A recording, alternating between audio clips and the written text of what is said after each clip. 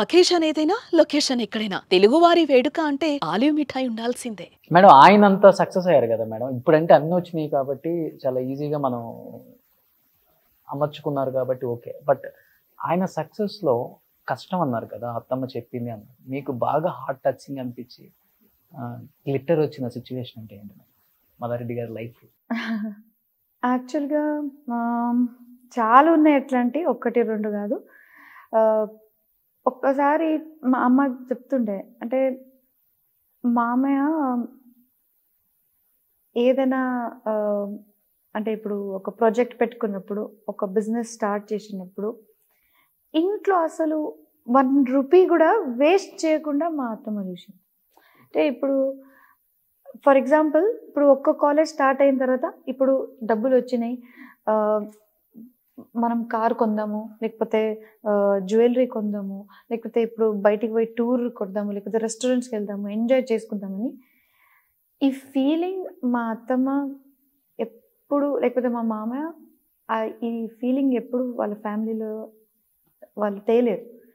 The reason ఏంటంటే they wanted to grow more. అంటే ఇప్పుడు ఒక కాలేజ్ నుంచి మనకి ఏదైనా బిజినెస్ వచ్చినప్పుడు whatever money they are getting from the college, they use to save. దానికి సేవ్ చేసి నెక్స్ట్ ప్రాజెక్ట్కి వాడడం. సో ఎక్కడ కూడా వాళ్ళు మనీని వేస్ట్ చేయలే.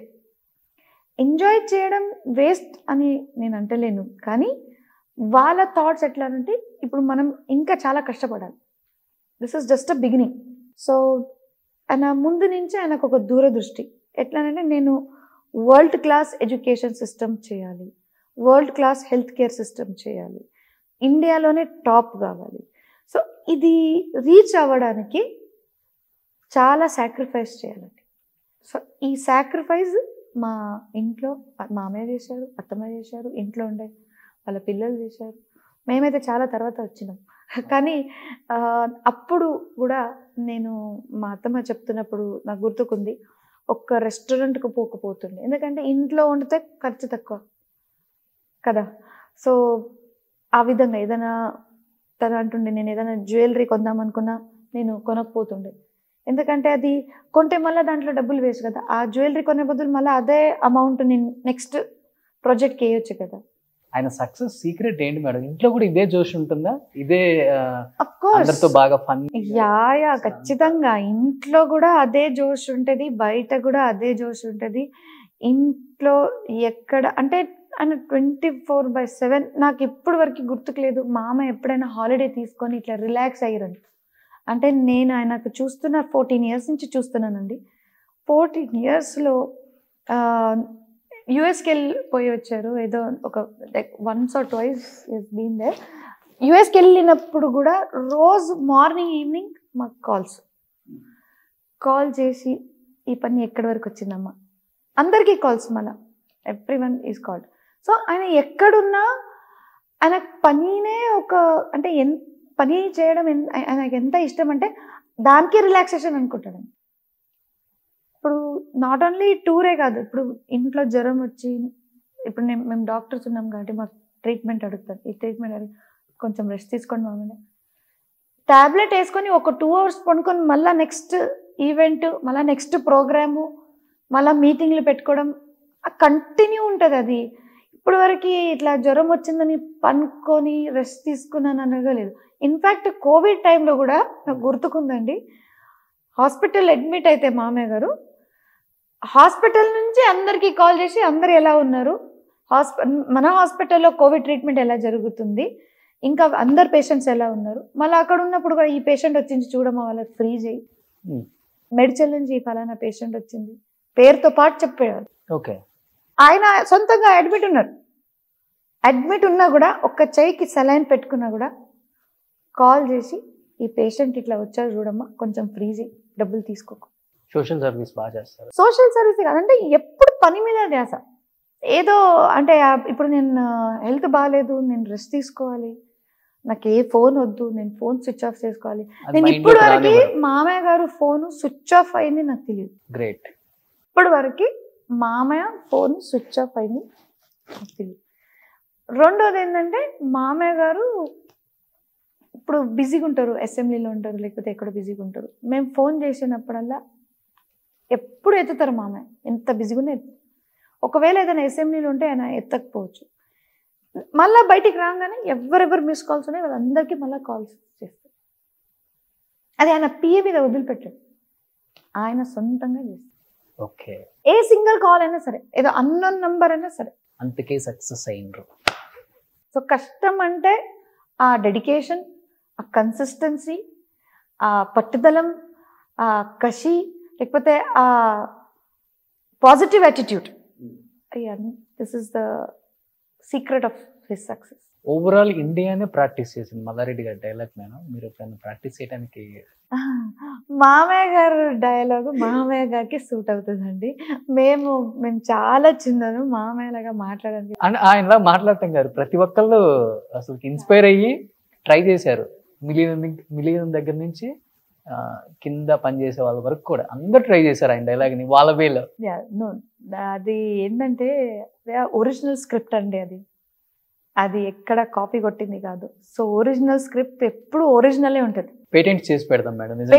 కవిత గారు చెప్పారు కదా, లేకపోతే నెక్స్ట్ బాలకృష్ణ గారి మూవీలో వచ్చేస్తుంది ఈ డైలాగ్ అని. లేదు అంటే ఆయన కూడా తుఫాన్ అవుతుంది. సో ఆయన అది కష్టపడారు కాబట్టి అది నిజమైన అది ఆయన సక్సెస్ స్టోరీ అంటే అది. సో మల్లారెడ్డి గారు రాజకీయాల్లోకి రామ్మా అంటే రావడానికి సిద్ధంగా ఉన్నారా ముందు రోజుల్లో? ఫస్ట్ ఆఫ్ ఆల్ మామయ్య గారు he is the only person in our house. ఆయననే పాలిటిక్స్లో, మేమందరం ఆయన సైన్యం మాదిరిగా, అంటే ఒక ఆర్మీ. ఆయన ఫ్యామిలీ మెంబర్స్ కాబట్టి, వాళ్ళ పిల్లలు కాబట్టి మేము ఆయన ఏది చెప్తామో అది ఖచ్చితంగా చేస్తాం. అది వ్యవసాయంలో కానీ, పాలిటిక్స్లో కానీ, దేంట్లో అయినా సరే ఇది చెయ్యమంటే ఆయన ఫాలోవర్స్గా చేస్తాం. అంతేగాని we are not looking out for any political position. No. మీకు యాక్చువల్గా పాలిటిక్స్ మీద మీ ఒపీనియన్ అంటే ఏమని చెప్తారు? పాలిటిక్స్ ఏంటంటే politics should be a fair game. Okay, politics should be more society oriented. మనం జనాలకి ఏం ఇవ్వగలుగుతాం, ఎలా వాళ్ళకి డైలీ నీడ్స్ మనం ఇండియాలో అంటే కరెంట్ కానీ, మన వాటర్ కానీ, basic needs, health, education, society, అది ఎలా డెవలప్ చేయగలుగుతాం, దీని మీద మనం కాన్సన్ట్రేట్ చేస్తే, అండ్ ఆల్రెడీ చేస్తున్నాం మనం. Government of Telangana doing the best to our state. అంటే మనం within a short period of time newly born state కూడా ఇప్పుడు టాప్ మోస్ట్ స్టేట్కి వెళ్ళింది ఇన్ ద ఎంటైర్ కంట్రీ అని అంటే అది కేవలం because of a good administration by our CM KCR గారు. అండ్ విత్ హిస్ ప్రాజెక్ట్స్, రకరకాల పథకాలు, అండ్ అంటే ప్రతి ఒక్కరి గురించి ఆలోచించి ఆయన ప్లానింగ్ చేస్తున్నారు కాబట్టి 360 degrees డెవలప్మెంట్ జరుగుతుందండి. ఐటీ సెక్టర్లో కానీ, లేకపోతే మన అంటే city, village, both ways they are developing very well.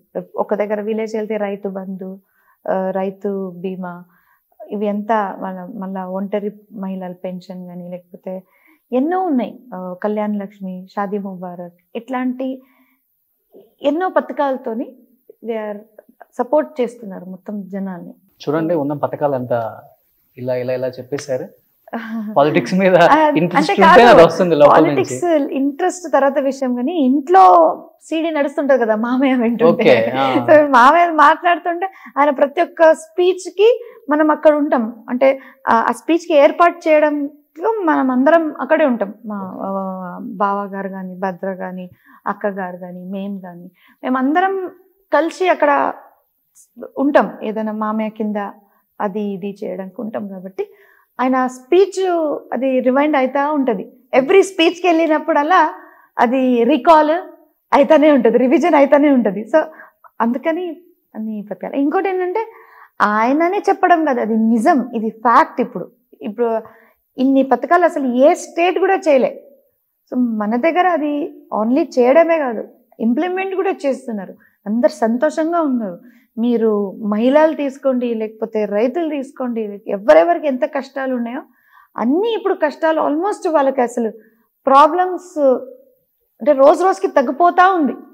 So ఇట్లాంటి మనం స్టేట్కి డెవలప్ చేసుకుంటే పోతున్నప్పుడు అసలు గుర్తు పెట్టుకోవాల్సిన అవసరం లేదు. అది ఇట్స్ అ డైలీ యాక్టివిటీ చూస్తున్నాం. అది ఈవెన్ డైనింగ్ టేబుల్ మీద కూర్చున్నా గానీ ఎప్పుడు నెక్స్ట్ ప్లాన్ ఏంటి, ఫ్యూచర్ ఏంటి, నెక్స్ట్ ఏం చేద్దాం ఖచ్చితంగా ఇదే ఇప్పుడు ఉంటుందంట కదా. అంటే ఇప్పుడు ఏంటంటే బేసిక్ గా మామయ్య గారితో మీటింగ్ జరిగినప్పుడల్లా హీ విల్ గైడ్ అస్, ఇలా కాదు ఇలా చేయండి మీరు అని చెప్తుంటారు. ఆయన is the minister in Telangana state now, but still ఆయన ఒక